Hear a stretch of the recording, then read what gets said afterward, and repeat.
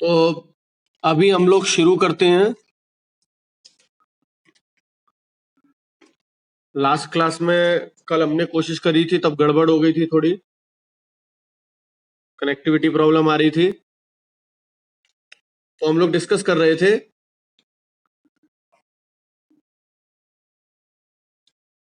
एक तो लॉरेंट्ज magnetic force हमने डील किया था, और हम लोगों को ये पता था that when a charged particle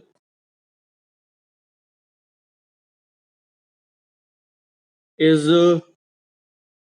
moving in a uniform magnetic field, it experience a force called Lorentz magnetic force, और लॉरेंस मैग्नेटिक फोर्स का फॉर्मूला हमने लिया था F B is equal to Q we cross B. ये हमारी Lorentz magnetic force थी। तो यहां पर मैग्नेटिक फील्ड स्टैटिक है, यूनिफॉर्म है। इसके अलावा हम लोगों को ये पता है when a charged particle is kept in a uniform electric field, it experience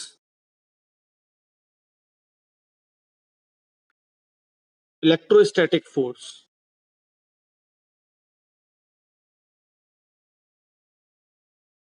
और इस इलेक्ट्रोस्टैटिक फोर्स को हम लोग एफ ई से डिनोट कर देते हैं, और that is equal to Q E. ये दोनों फोर्सेस के बारे में हमको पता है, ये हमको पहले फर्स्ट चैप्टर में पता था, और ये हमको इस चैप्टर में डिस्कस किया है हम लोगों ने, इलेक्ट्रोस्टैटिक फोर्स। इन दोनों के कॉम्बिनेशन को हम लोग लॉरेंस फोर्स बोलते हैं। ये दोनों फोर्स को कंबाइंड फॉर्म में जब हम लिखते हैं तो ये टोटल डिस्क्रिप्शन होता है of a particle, charge particle. उसको हम लोग बोलते हैं लॉरेंस फोर्स, ना मैग्नेटिक ना इलेक्ट्रिक। तो Lorentz force is equal to Q E, इन दोनों को कंबाइन कर ले रहा हूं मैं, q E plus q we cross B. ये टोटल कॉम्बिनेशन जो है ये लॉरेंस फोर्स कहलाता है, और that is equal to Q E plus we cross B. इस फॉर्मेट में हम इसको लिख सकते हैं, F is equal to Q E plus we cross B. ये टोटल डिस्क्रिप्शन है पार्टिकल का in electric and magnetic field.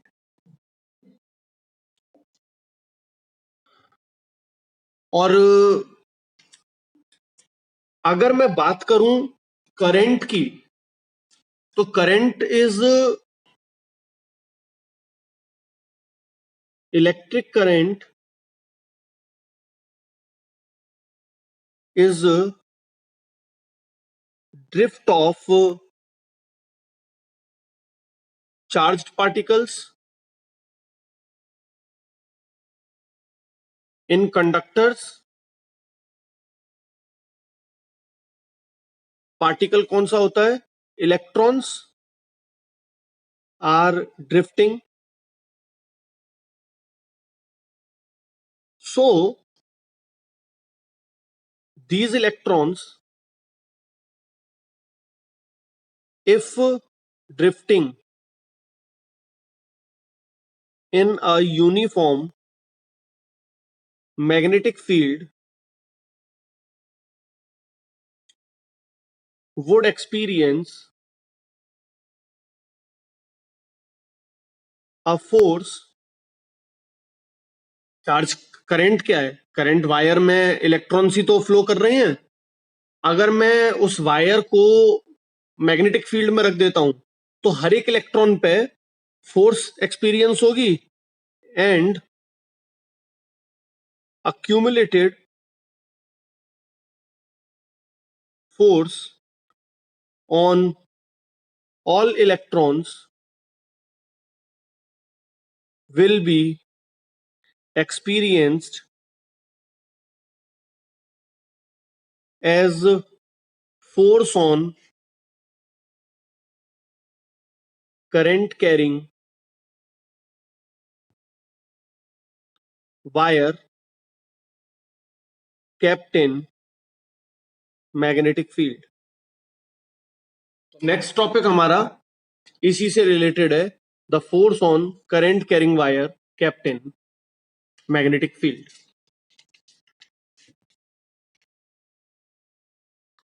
हम इसका डेरिवेशन करेंगे और हम बोल सकते हैं force on a current carrying wire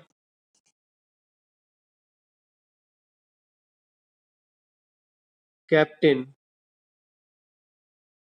uniform magnetic field. तो लेट्स से हमारे पास में एक वायर है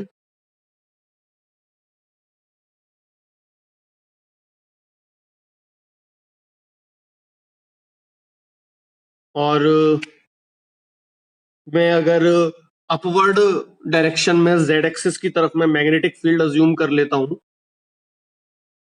तो let's say magnetic field is upward, magnetic field is upward. और अगर इसमें करंट फ्लो कर रहा है इस पर्टिकुलर डायरेक्शन में, तो मैं इसको एक्सिस मान लेता हूं. Let's say this is x axis, ये वाली मैं वाई एक्सिस मान लेता हूं, तो इस तरफ हो जाएगी हमारी जेड एक्सिस. और इस वायर में let's say current is in particular direction, current इस डायरेक्शन में, करंट इस डायरेक्शन में फ्लो कर रहा है. तो करंट इस डायरेक्शन में फ्लो कर रहा है, इसका मतलब क्या है? इसका मतलब होगा कि इलेक्ट्रॉन्स अपोजिट डायरेक्शन में ड्रिफ्ट कर रहे होंगे. तो इलेक्ट्रॉन इस डायरेक्शन में ड्रिफ्ट कर रहे होंगे V D, that is called drift velocity से ड्रिफ्ट कर रहे होंगे. दिस इज अ इलेक्ट्रॉन और इलेक्ट्रॉन ड्रिफ्ट वेलोसिटी से अपोजिट डायरेक्शन में मूव कर रहे होंगे, इसीलिए करंट इस डायरेक्शन में है. और हमको ड्रिफ्ट वेलोसिटी और करंट के बीच का रिलेशन पता है. लेकिन अभी हम इस पर्टिकुलर एक इलेक्ट्रॉन के लिए ही बात कर रहे हैं. तो सपोज से यहां तक length of the wire is L.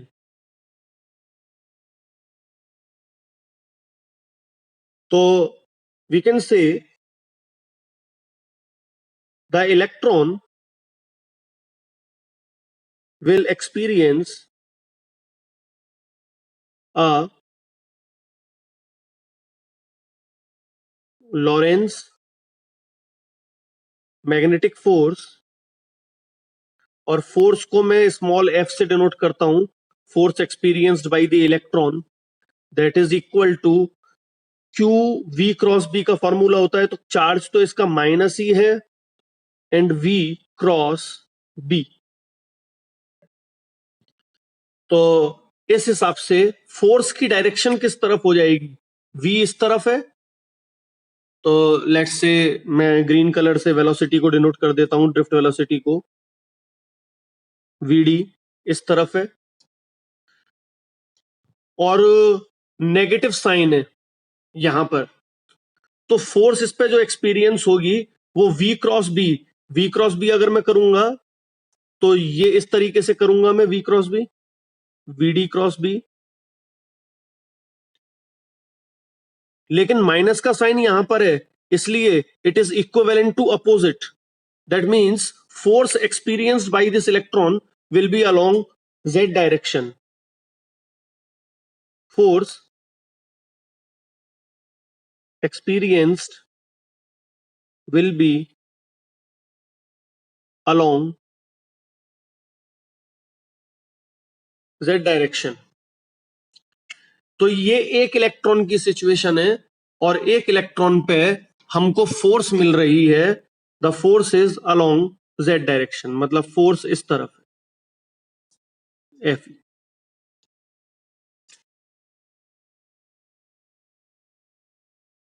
अब ये पूरा जो वायर है यहां से लेके यहां तक, ये पूरा वायर मैग्नेटिक फील्ड में है.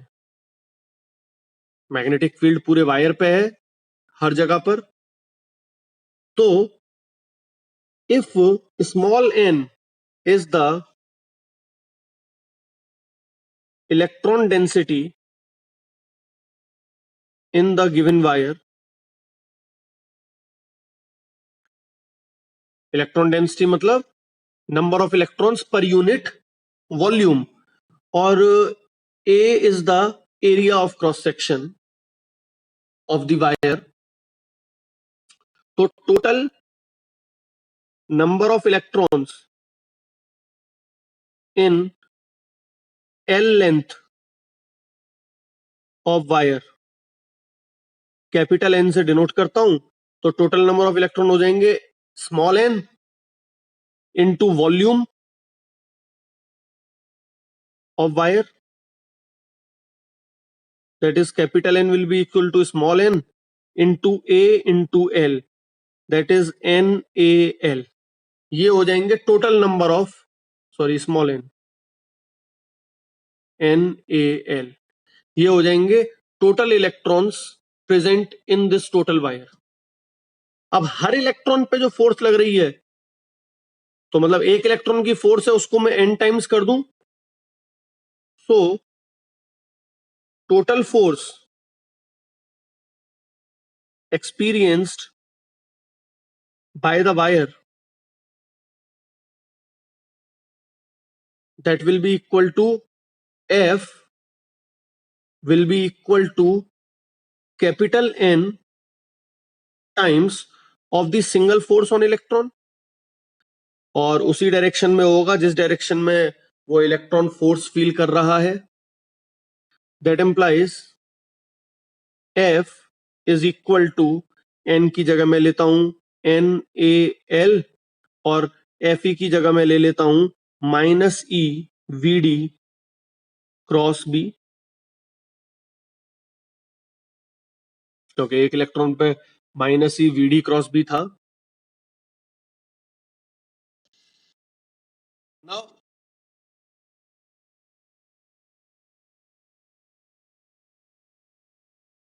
F is equal to NeAVD. इसको मैं अगर इस फॉर्मेट में लिख लेता हूं, NeAVD,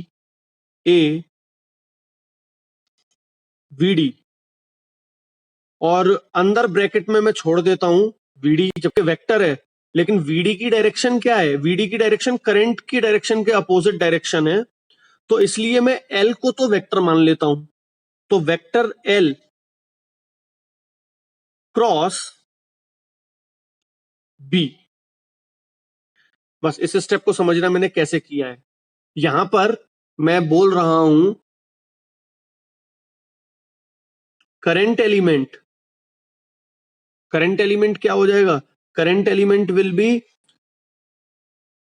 I इंटू L, और इसको मैं करंट एलिमेंट वेक्टर से डिनोट कर देता हूं, दैट इज वेक्टर L.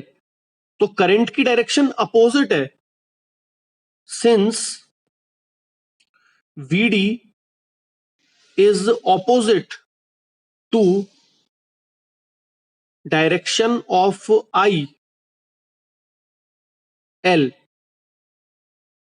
तो माइनस वीडी, माइनस का साइन जाएगा तो अपोजिट डायरेक्शन हो जाएगी, तो माइनस का वीडी मैं एल डायरेक्शन आई एल को अपोजिट ले सकता हूं, तो एल वेक्टर को मैं अपोजिट ले सकता हूं वीडी के, तो इसलिए माइनस का साइन यहां से मैंने हटा दिया। मैं इसको सिंपली लिख सकता हूं इस चीज को, minus L into V D is equal to V D into L vector.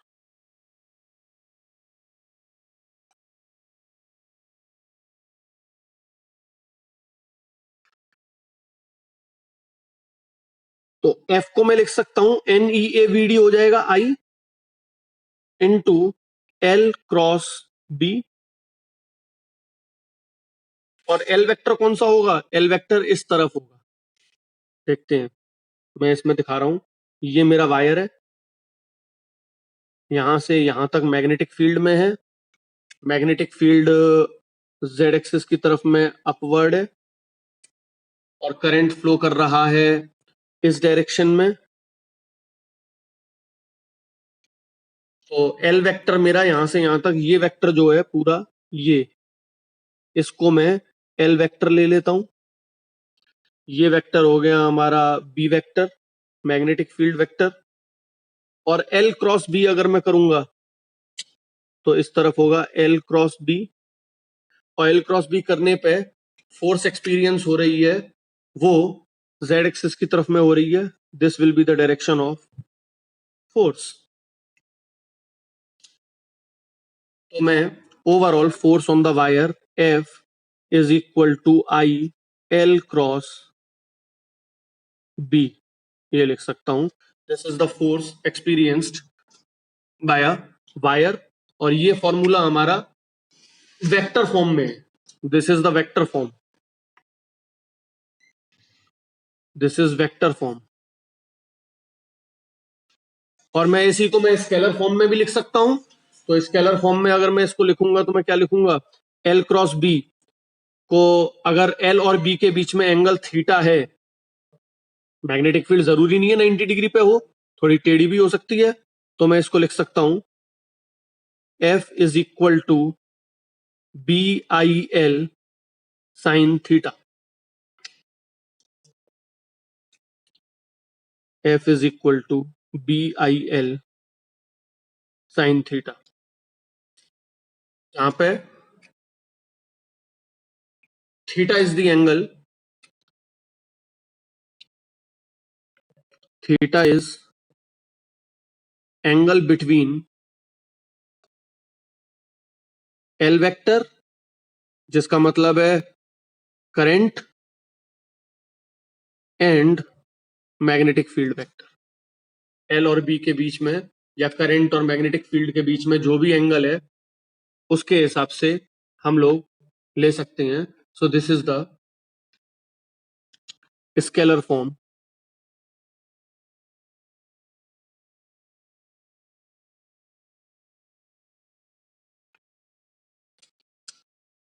तो direction given by screw rule,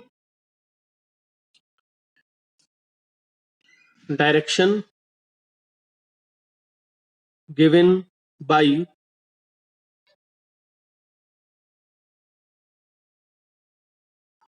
screw rule, अगर मैं वेक्टर फॉर्म लेता हूं तो, लेकिन अगर स्केलर फॉर्म लूं तो मैं डायरेक्शन कैसे पता लगाऊंगा,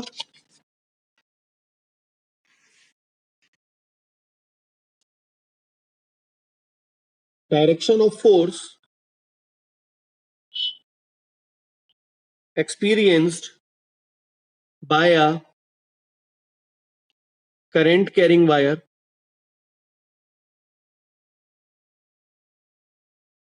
kept in uniform magnetic field is also given by Fleming left hand rule. तो जब वेक्टर फॉर्म में हो, जब स्केलर फॉर्म में होगा तो हम generally Fleming left hand rule से डायरेक्शन पता लगाएंगे।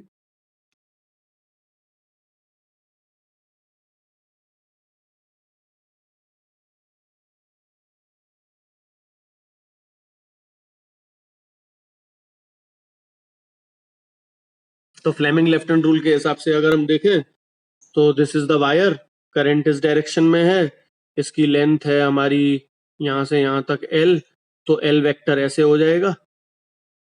और मैग्नेटिक फील्ड अगर कोई भी एंगल बना रही है इसके साथ में, लेट्स से मैग्नेटिक फील्ड इस तरीके से है बी, तो करंट के साथ में मैग्नेटिक फील्ड जो एंगल बना रही है दैट इज थीटा। और फ्लेमिंग लेफ्ट हैंड रूल लगाओ, तो फ्लेमिंग लेफ्ट हैंड रूल लगाने पे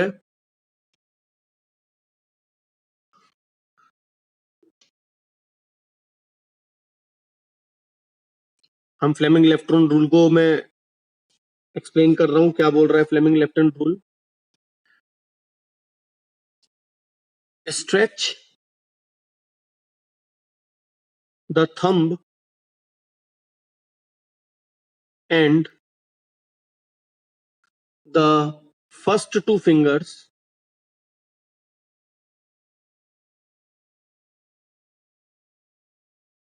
of the left hand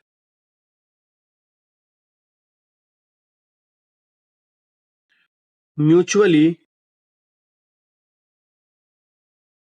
perpendicular to each other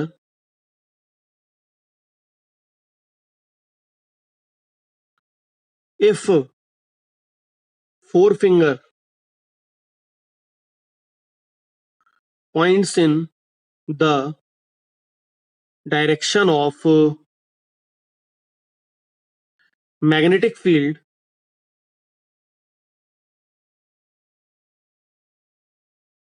central finger points in the direction of current, then thumb will point in the direction of force। ये हमारा Fleming left hand rule है। इसमें मैं यहां पर ये theta is equal to pi by two 90, और मैं सॉरी डायग्राम इस तरीके का नहीं लेके डिफरेंट तरीके का ले लेते हैं एक बार। सपोज से this is the direction of magnetic field,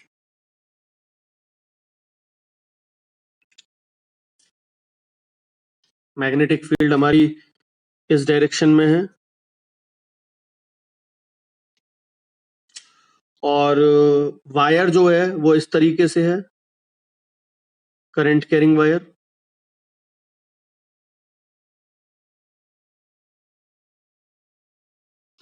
और डायरेक्शन ऑफ करंट इसमें लेट्स से डाउनवर्ड है, direction of current is downward,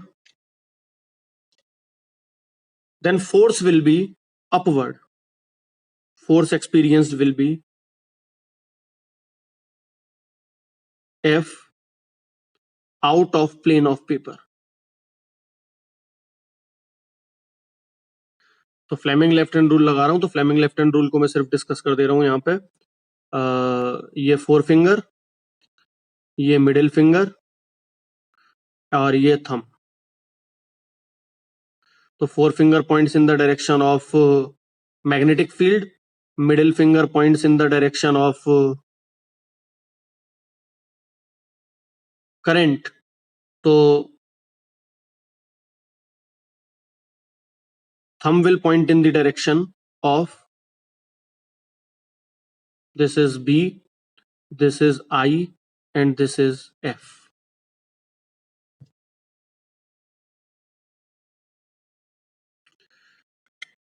तो एक चीज इस पे नोट करनी है हमें, इसको ध्यान से ध्यान रखना, नोट पे लिख दे रहा हूं। Fleming left hand rule is only applicable when theta is equal to pi by 2। जब थीटा 90 डिग्री होगा, क्योंकि हम म्यूचुअली परपेंडिकुलर ही तो तीनों को स्ट्रेच कर रहे हैं, तो थीटा जब 90 डिग्री होगा तब तो हम आराम से लगा पाएंगे फ्लेमिंग लेफ्ट हैंड रूल को। Otherwise Fleming left hand rule work नहीं करेगा। तो उस कंडीशन में हम लोग क्या करेंगे, if theta is not equal to pi by 2 then use screw rule. तब हम लोग को स्क्रू रूल यूज करना पड़ेगा, तब आसानी होगी निकालने। तो मेरे ख्याल से ये क्लियर है सबको।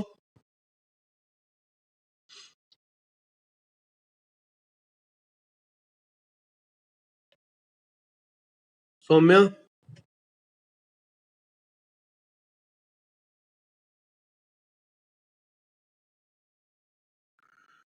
सौम्या,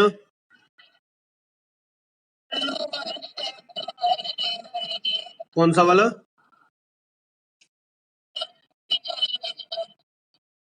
पीछे वाले पेज पे हमने लिया था, बताओ कौन सा वाला स्टेप? ये वाला करंट एलिमेंट वाला?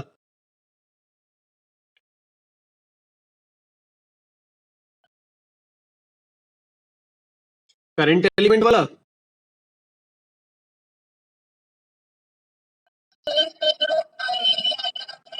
हाँ। हम्म, देखो, इलेक्ट्रॉन ड्रिफ्ट करता है अपोजिट डायरेक्शन में। इलेक्ट्रॉन जब इस तरफ ड्रिफ्ट करेगा तब करंट की डायरेक्शन ये वाली है, अपोजिट है। तो मतलब वीडी को मैं माइनस आई ले सकता हूं, ठीक है ना? मैं यहां पर ले रहा हूं, VD is equal to minus I ले सकता हूं मैं। यहां तक तो कोई प्रॉब्लम नहीं है, वीडी को मैं माइनस आई ले रहा हूं, क्योंकि इलेक्ट्रॉन जिस डायरेक्शन में ड्रिफ्ट करेगा करंट उसके अपोजिट डायरेक्शन में होगा। और वीडी को मैं माइनस आई ले सकता हूं, और आई को मैं एल वेक्टर ले सकता हूं, क्योंकि एल वेक्टर मैंने उसी डायरेक्शन में लिया है जिस डायरेक्शन में आई है।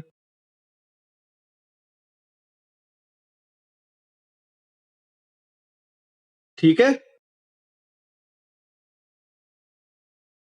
तो मैं इन दोनों को यूज कर रहा हूं, और हमारे पास रिलेशन है N A L minus E V D cross B. तो माइनस एल ले लेता हूं मैं, माइनस का साइन तो एल के साथ ले लेता हूं मैं। तो माइनस एल को, क्योंकि एल को मैं आई ले रहा हूं, तो इसको माइनस आई ले सकता हूं, माइनस एल और माइनस आई सेम बात हो जाएगी हमारी, एक ही डायरेक्शन है दोनों की।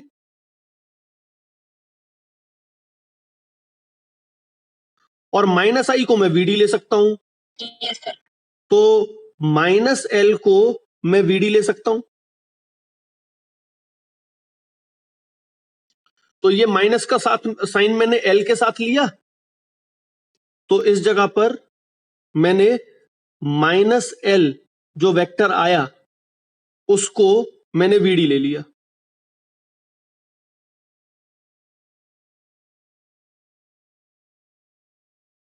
तो एल वेक्टर का वेक्टर बना रहा, और वीडी का साइन हमारा वीडी में आ गया, ये वीडी यहां आ गया, तो माइनस का साइन गायब हो गया।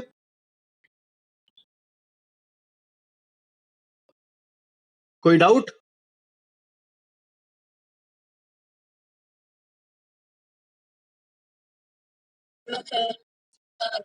हाँ, यहां पर मैग्नीट्यूड से कोई लेना देना नहीं है, यहां मैं सिर्फ डायरेक्शंस को डिस्कस कर रहा हूं। तो यहां ध्यान से देखना, only direction is being discussed.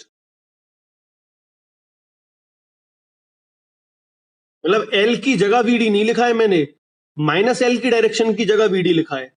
तो माइनस एल की डायरेक्शन जो होगी उसको वीडी लिख सकता हूं।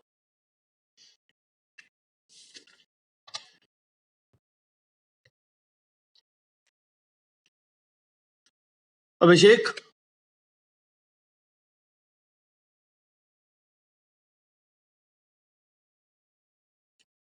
क्लियर? चेष्टा? कौशलेंद्र,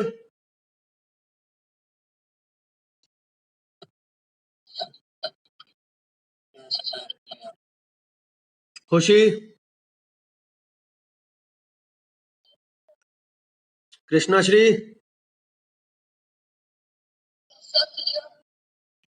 लव,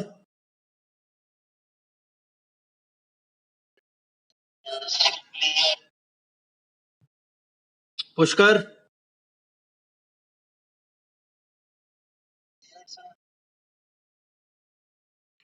राधिका,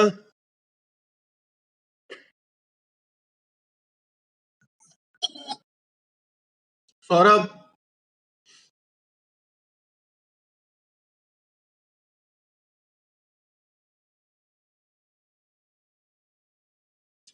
ललित,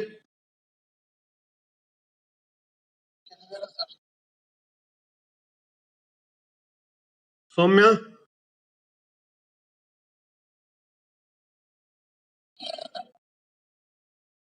व्योम,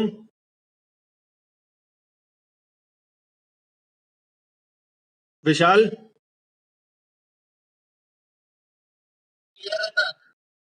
ठीक है।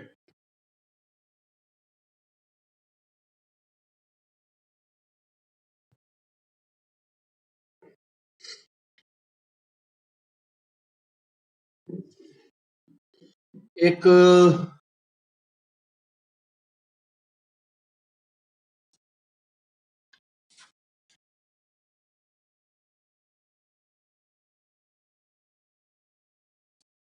हम लोग क्वेश्चन देख लेते हैं।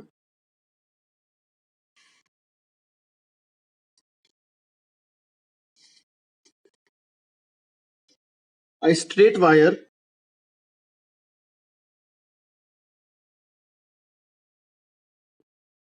of mass 200 gram and length 1.5 meter carries a current of 2 ampere. It is suspended in mid-air by a uniform horizontal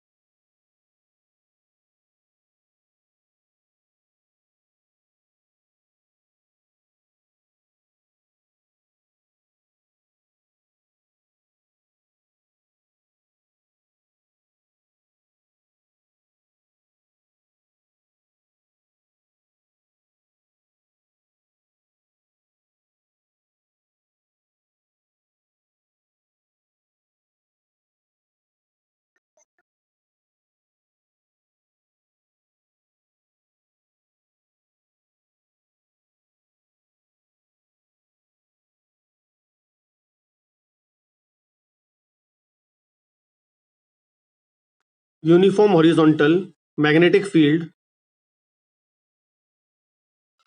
find B. तो सिंपली ये हमारा वायर है, 200 ग्राम का वायर है, और इसमें सपोज से मैं ले लेता हूं करंट इस तरफ फ्लो कर रहा है I, और करंट की वैल्यू में ले लेता हूं, हमको गिवन है 2 एम्पियर। मास इसका नीचे की तरफ एक्ट करेगा mg, तो हमको मैग्नेटिक फोर्स जो भी चाहिएगी इसको मिड एयर में होल्ड करने के लिए, वो फोर्स इस तरफ चाहिएगी, फोर्स ऑन द वायर। और मैग्नेटिक फील्ड कितनी और किस तरफ होनी चाहिए, इसकी लेंथ हमको गिवन है वायर की, यहां से लेके यहां तक इसकी लेंथ है 1.5 मीटर। तो सिंपली मैं फ्लेमिंग लेफ्ट हैंड रूल लगा के देख लेता हूं। फ्लेमिंग लेफ्ट हैंड रूल लगा के मेरे को बी की डायरेक्शन पता लग जाएगी, आई की डायरेक्शन तो ये हो गई, और फोर्स मेरे को ऊपर चाहिए, तो आई ऐसे राइट हैंड साइड की तरफ, तो फोर्स ऊपर, तो मतलब जो हमारी फिंगर होगी, मैग्नेटिक फील्ड इनवर्ड होनी चाहिए, ऐसे इस तरफ होनी चाहिए मैग्नेटिक फील्ड। अगर इस तरफ होगी मैग्नेटिक फील्ड अंदर की तरफ, तब ही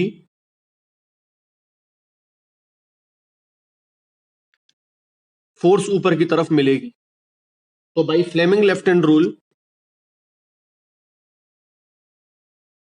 by Fleming left hand rule, B should be inward into plane of paper, then F is equal to BIL sin pi by 2 sin 90, किसके बीच में, लेंथ वेक्टर मतलब करंट वाला वेक्टर, और मैग्नेटिक फील्ड ये 90 डिग्री है, दिस इज 90 डिग्री।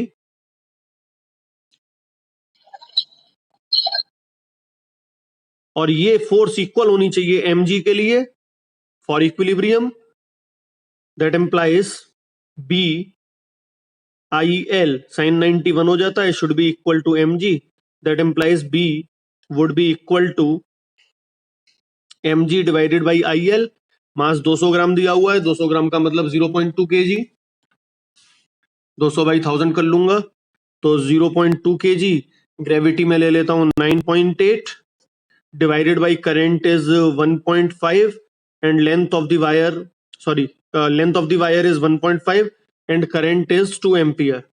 इसको solve करेंगे so it will come out to be approximately 0.65 tesla, and that will be the answer. तो अगर मैं इसको वेक्टर फॉर्म में डिनोट करूं तो ये एक्स एक्सिस है, ये वाई एक्सिस है, और ये जेड एक्सिस है। Then magnetic field will be along Z axis. तो मैं अगर करंट को लूंगा, अगर मैं वेक्टर फॉर्म में इसको रिजॉल्व करके देखूं तो करंट को मैं लिखूंगा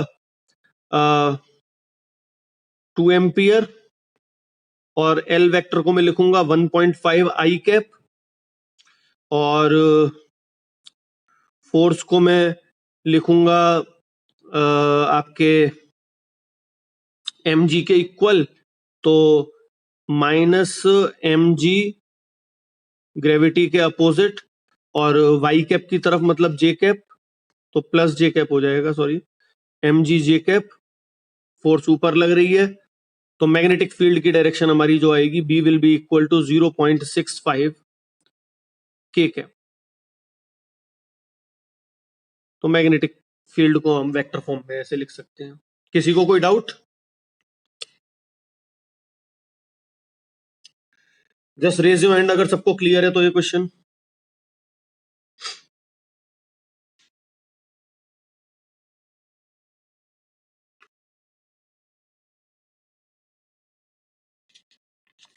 okay,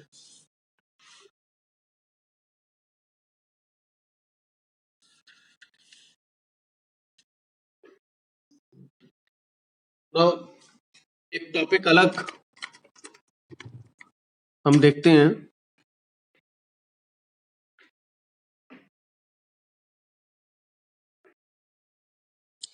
force between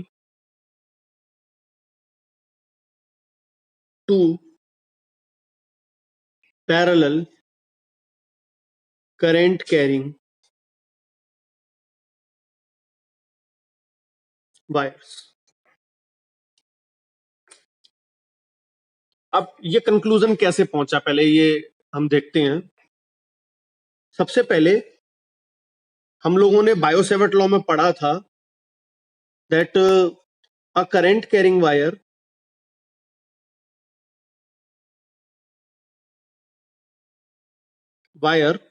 produces magnetic field around it. तो अगर एक वायर मैं लेता हूं, ये वायर है और मैं सपोज से इनफाइनाइटली लॉन्ग ले लेता हूं इसको, इसमें करंट सपोज से इस तरफ जा रहा है, तो ये अपने आसपास में राइट एंड पाम रूल के हिसाब से मैग्नेटिक फील्ड जनरेट करेगा। तो मैं अगर इस पॉइंट पे देखता हूं तो magnetic field will be inward, magnetic field will be inward. और मैग्नेटिक फील्ड की वैल्यू यहां पर कितनी हो जाएगी, B is equal to, magnetic field यहां पर कितनी आएगी, कोई बताएगा? Infinitely long wire carrying current I, magnetic field is equal to,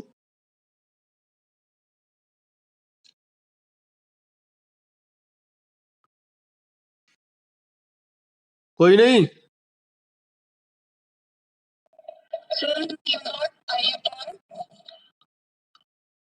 2 pi are, mu naught, अगर ये करंट I1 ले लेता हूं मैं, I1 upon 2 pi are.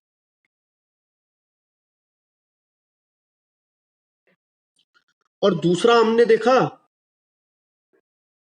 A current carrying wire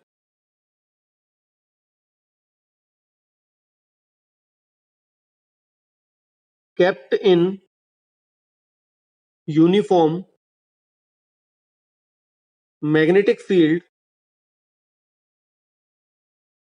experience a force। तो अगर मैं यहां पर एक वायर रखता हूं, एक वायर और लेता हूं मैं, और इस वायर में करंट फ्लो करेगा, अगर सपोज से I2 करंट फ्लो करेगा, तो इनफाइनाइटली लॉन्ग वायर है, तो इस पे फोर्स लगेगी। तो ये वायर 1, ये वायर 2, तो मैं कंक्लूड कर सकता हूं wire 1 produces B at the location of wire 2,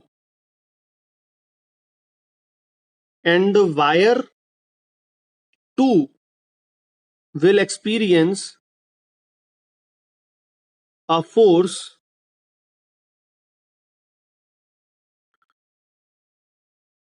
due to B of wire 1।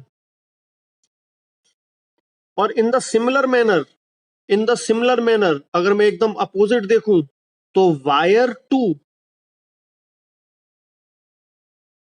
produces magnetic field at the location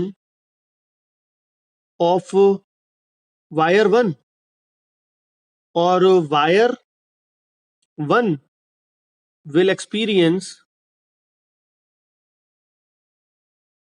a force due to magnetic field of wire 2। तो मैं इस ओवरऑल फिनोमेना को ये देख सकता हूं कि वायर 2 इस जगह पर मैग्नेटिक फील्ड बनाएगा जो कि आउटवर्ड होगी,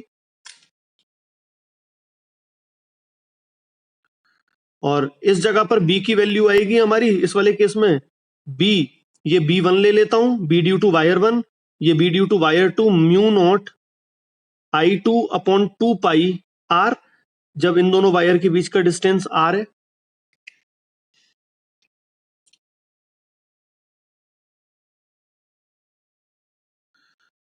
तो म्यूचुअली ये दोनों वायर एक दूसरे के ऊपर फोर्स लगा रहे हैं, तो मैं बोल सकता हूं बोथ वायर्स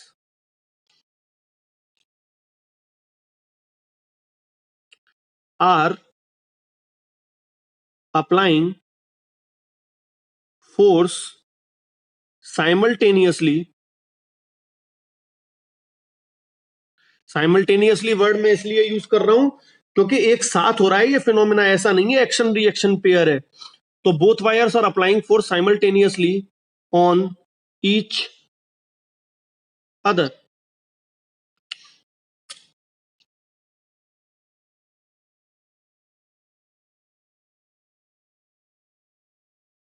अब ये फोर्स कितनी होगी और क्या होगी इसकी बात अभी हम करते हैं, पर इतना क्लियर है कि दो तार जिनमें करंट फ्लो कर रहा है, अगर वो एक दूसरे के पास में रखे हुए हैं तो वो एक दूसरे के ऊपर फोर्स लगाएंगे।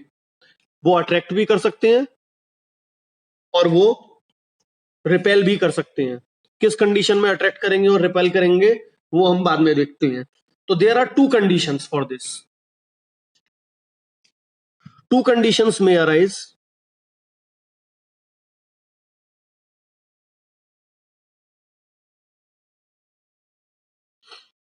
करंट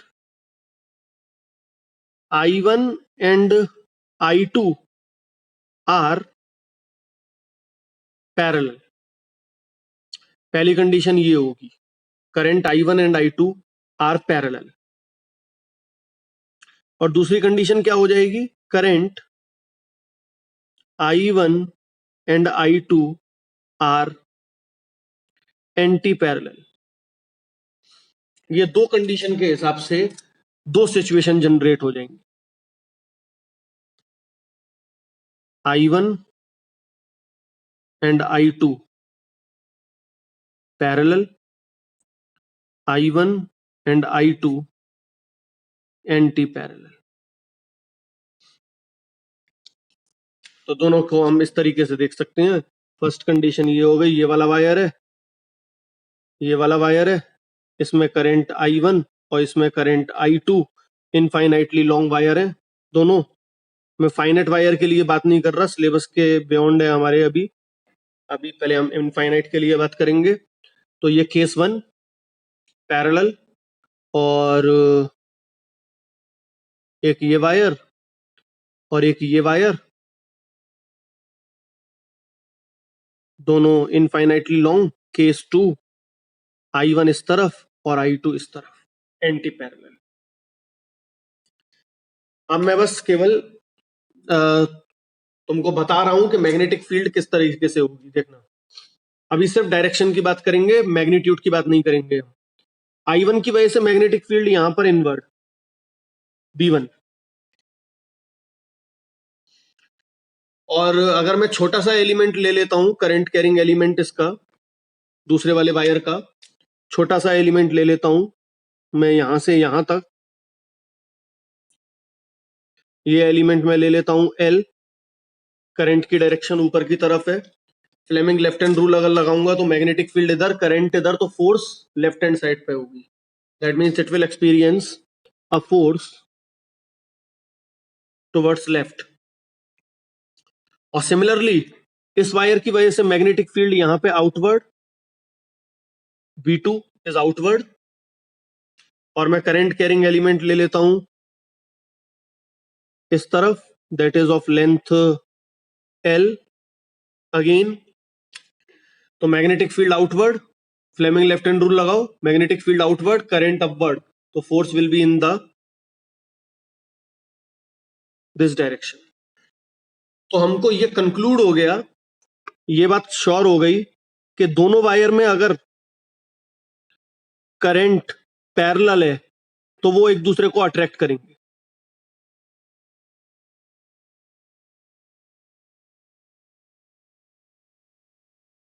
तो फर्स्ट केस में हमको मिल रहा है अट्रैक्शन, और सेकंड केस में हमको रिपल्शन मिलेगा। वैसे तो लॉजिक से हमको पता लग रहा है, पर फिर भी हम देख लेते हैं। Let's see, magnetic field first wire की वजह से इनवर्ड B1,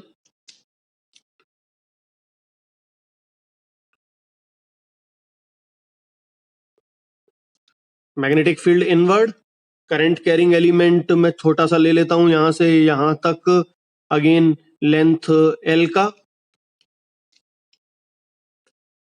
सॉरी अपोजिट जाएगा, उल्टा हो गया। करंट कैरिंग एलिमेंट यहां होगा हमारा, I2 की डायरेक्शन में, दैट इज L इस तरफ, और फ्लेमिंग लेफ्ट हैंड रूल लगाए, मैग्नेटिक फील्ड इधर, ये इस तरफ, तो force will be towards right side. इस एलिमेंट पे फोर्स किस तरफ लगेगी? इस तरफ। और दूसरे वाले पे देख लेता हूं साइमल्टेनियसली क्या हो रहा है। ये वाला वायर इस पे मैग्नेटिक फील्ड जनरेट करेगा, तो this magnetic field will B, right hand thumb rule ले रहा हूं, राइट हैंड थंब रूल के हिसाब से इनवर्ड, वायर को ऐसे पकड़ते हैं ना मैग्नेटिक फील्ड निकालने के लिए, इनवर्ड, या पाम रूल ले लो, पाम रूल के हिसाब से मैग्नेटिक फील्ड अंदर की तरफ होगी, यहां B2।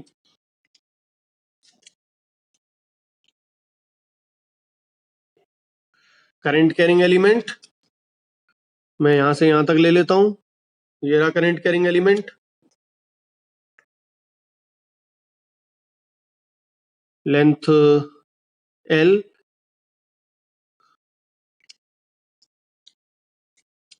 तो फ्लेमिंग लेफ्ट हैंड रूल लगाएं, तो force will be, Fleming left hand rule, magnetic field inward, current upward, तो force will be towards the left. तो जब वायर में करंट एंटी पैरेलल है, तो वो दोनों वायर एक दूसरे को रिपेल कर रही हैं। So second case we conclude that it will be repulsion. सब लोग को बात क्लियर है यहां तक? किसी को अगर डाउट है then just raise your hand.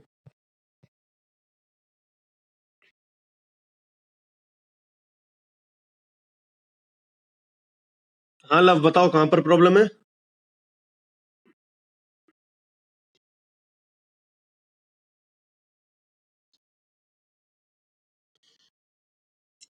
बोलो लव।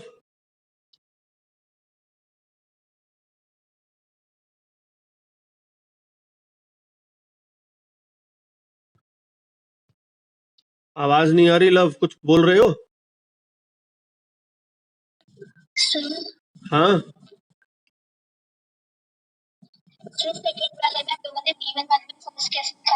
मैग्नेटिक फील्ड लो, मैग्नेटिक फील्ड देखो अपवर्ड, इनवर्ड, हाँ फ्लेमिंग लेफ्ट हैंड रूल लगा रहे हैं, देखना मैग्नेटिक फील्ड इनवर्ड और करंट नीचे की तरफ जा रहा है, तो फोर्स राइट हैंड साइड की तरफ होगी कि नहीं इस वाले के लिए? और इसमें मैग्नेटिक फील्ड इनवर्ड और करंट अपवर्ड, तो हम हमारा लेफ्ट हैंड साइड। क्लियर है? ठीक है, आज यहीं होल्ड करते हैं, इसका मैग्नीट्यूड हम नेक्स्ट क्लास में देखेंगे।